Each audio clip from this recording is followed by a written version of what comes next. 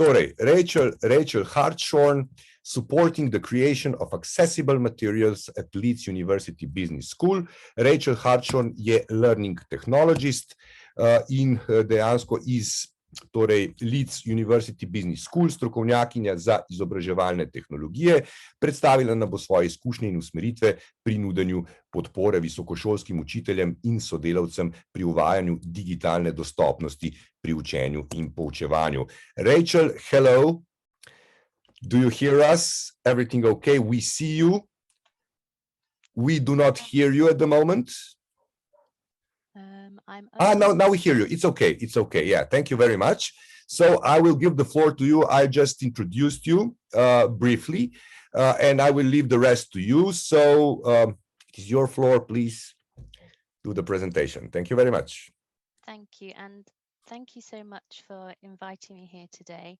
I'm afraid I don't speak any Slovene. I've been listening in, but I don't know what you've been saying, so I might be repeating some of what's already been said. So I was introduced to your university by my colleague Jana Jovonic, who used to work at the University of Leeds and is now back in Slovenia. Oh, and there's Maya as well. Hi, Maya. So yes, I used to work together with Jana, and I've presented with her before about accessibility. So I'm just going to be speaking about how we work at the business school at Leeds University. So that doesn't represent the whole university, but just our faculty. So I will start sharing my screen. Rachel, just let me, before you start, we see the screen. Is everything okay? Just so to say, we had a question before, just before your start of the lecture. Can you see my slides? Yes, we see everything. It's okay.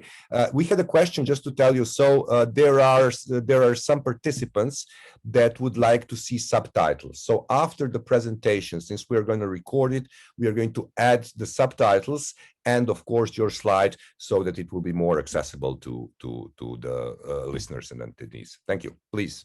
Sure. I will be obviously sharing my slides with all the notes on it, so you can then translate them afterwards. Great. I do apologize that I don't speak your language. I'm sorry about that. No problem. Thank you. Please. Okay. So I'm just going to move that down there. Okay. I'm Rachel Hartshorne, one of the learning technologists within the Enhancement and Innovation team at Leeds University Business School. Our team provides instructional design and e-learning development for various taught modules, as well as guiding academic colleagues to improve their online learning resources. Our role within the business school has been critical during the coronavirus pandemic, as almost all teaching has moved online this year. In this presentation, I will start by explaining the importance of creating accessible digital materials, and I'll talk you through the ways we guide our colleagues to do so. So again, I apologize if this has already been covered, but this is how we work in our faculty. So there are many reasons why we should all create accessible content, the most important being that it is inclusive of all learners to do so. However, here in the UK, recent government legislation has made it mandatory for universities to provide accessible content to all of our students. As you can see here, it is not just deaf and blind students who require accessible content, but a whole range of conditions and disorders that should be kept in mind when creating content. The following slides go through the advice that our team gives to our teaching and professional staff. Now let's see if I can start a little poll. Oh, I'm sorry, I can't see Zoom and my presentation. So we'll be starting with Word documents. When creating written text documents, it's important to consider how readable they are. If you look at these two example paragraphs, which is easier to read, the top one or the bottom one? So I would say the bottom one. Many people use screen reader tools to read text out loud to them. This can be helpful for people with visual impairments, but also those with specific learning disabilities, such as dyslexia or autism. Text should be broken up into paragraphs rather than lengthy blocks of text to make it more digestible. Headings should be used to separate content.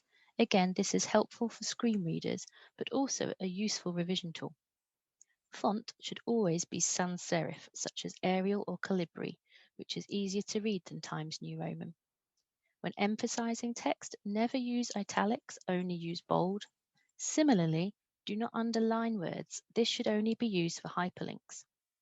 Using these tips will vastly improve the accessibility of written documents. And this often goes against what academic colleagues are used to doing in a very traditional way. They're used to using italics and underlining, but it just isn't as accessible. I can see the poll has come up and 91% of you polled correctly. Well done.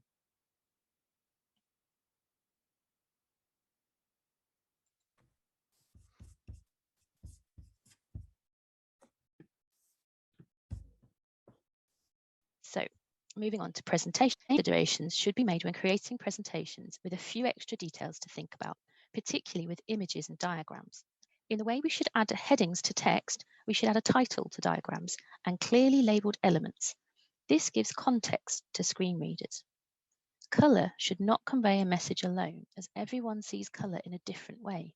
For example, people who are colourblind often can't tell the difference between red and green. Images should always include alt text. This is a written description of the image, again for screen readers, specifically aimed at those with visual impairments. Captions are also helpful to give context to an image for other learners who don't use screen readers. Less is more. Don't overload your slides with too much information. Just a few bullet points or a picture should be displayed. Full information should be added to the notes of the slides for the students to read if they download after your lecture. Videos. Videos are a great way of conveying ideas and when created properly can benefit many learners with disabilities or learning disorders.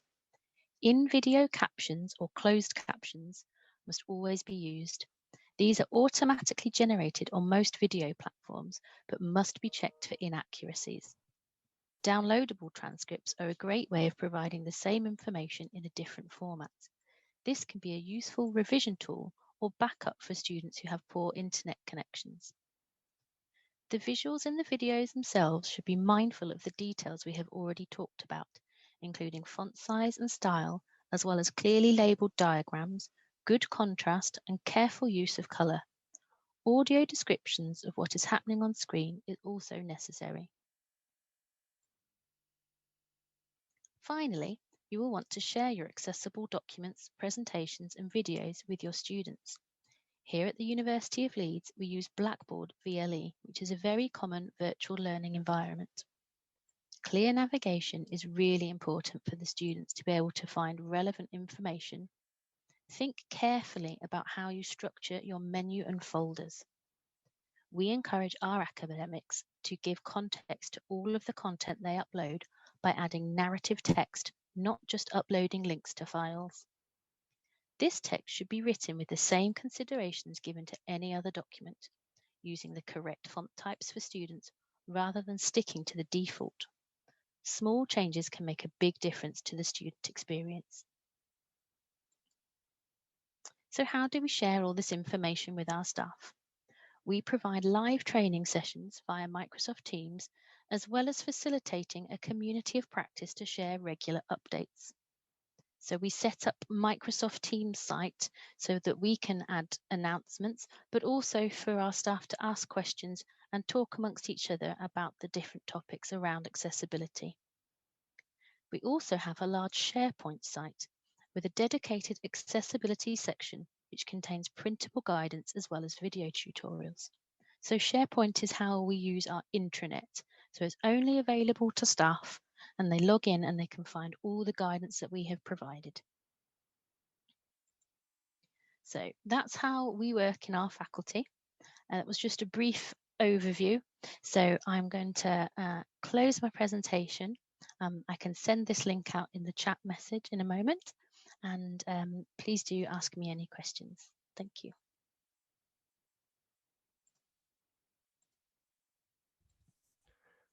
Thank you, Rachel, for your presentation. Now, since we have some time, I would first like to ask our participants if there are any questions or comments regarding the presentation of Rachel. So if anybody would have something to comment about, it can also be in Slovenian. I will translate, it's not a problem. Please do so. You can also use chat, or you can raise your hand and ask to speak. It's not a problem, please. Rachel, okay, so there is one question. First of all, I'd like to say that Rachel has shared this link on the chat, so everybody can access this link via chat. Matjaž Debevc, Professor Matjaž Debevc, who is going to be our next lecturer, is asking the following questions. Which is the most difficult part for making accessible content from your point of view? That's a good question. So at the University of Leeds, we use Microsoft products. So the full suite of Microsoft Office, Word, PowerPoint, all the usual things. But we have the Office 365 online account, which has loads of really good accessibility features. So we ask our colleagues to use those, for example, Microsoft Stream has automatically created captions on videos, and PowerPoint has all sorts of, you can add alt text to your images, and so you can in Word. So we tell our academics to use everything with Microsoft because that's what we pay for and it's freely available to them.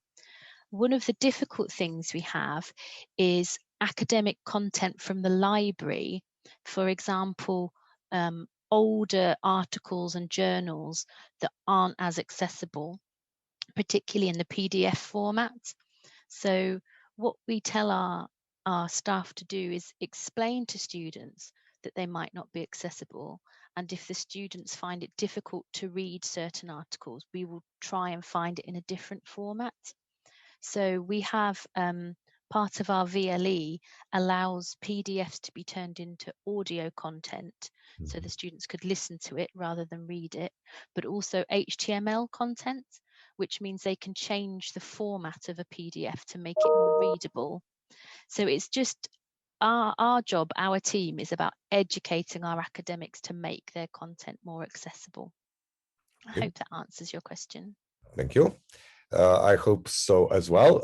I hope that Professor Debevc is satisfied. Yeah, definitely. Okay, so basically, when you're saying about providing accessibility for the content, you say that the older resources, PDFs, are the most problematic from this point of view. And are you satisfied with the technologies that enable closed captioning, automatic translation, stuff like that? Do you find here any special recommendations, for example, which technology you would recommend to use? Are you using exclusively Microsoft available technologies, or are you using something else that is available on the market? We really just use Microsoft here, but also the tools that are built into Blackboard, which is our virtual learning environment. So we do use that, and essentially just trying to find out about our students' needs and how to be more inclusive to them, not presuming anything. For example, it might be that a student hasn't declared their disability. They might not want to say that they find things difficult. So if documents are just accessible to all, then the students don't need to say, oh, I have autism, or I have dyslexia, or whatever it might be, and everyone's able to read those. So we don't use any other specific technology, but the students might well have their own assistive technology. So different screen readers, different products on their own laptops. So if we make our documents accessible, they will be able to access them. Okay, thank you. So there are some questions now arising. That's very good. We have some time, so we can continue the discussion. Maybe just one question regarding the last thing that you asked interests me. So does the university provide some assistive technology to students? Is it something that's provided by the university, or is it left to the students themselves to arrange to take care of what they need? In England, we have a thing called disability living allowance. And so if a student has declared a disability, they are given money to pay for assistive technology and support. But it's up to that student to declare that. And there are many reasons why they might not want to, or they might not have a diagnosis. They might not realize that they need support. And that's why I think it's really important that materials are accessible across the board for all students, whether they have declared that they need help or not. Okay, thank you. Thank you very much. So I would also like to say hello to the participants of this event that are not from University of Ljubljana. We have some participants from University of Maribor and from University of Primorska as well. These are other two universities, Ljubljana, public universities. So Natalia Špur from University of Maribor says the following. I don't know if you see Rachel, if you see the chat. Hello from the University of Maribor. Thank you for your presentation. I'm interested what is happening in the channel accessibility. Do teachers put some questions there about accessibility, like forum or something? Yes, absolutely. Quite often, if we find out some new news about perhaps there's a new captioning feature, we will post in the channel, and then the teaching staff might say, oh, how can I find information on this? Or quite often people will share events like this sort of thing, so people can learn more about the topic in general. So it's not a very busy channel at this time of year, but at the beginning of term in September, when people are preparing all their new material, that's when they start sort of asking questions. We have a tool in the VLE that marks how accessible your material is.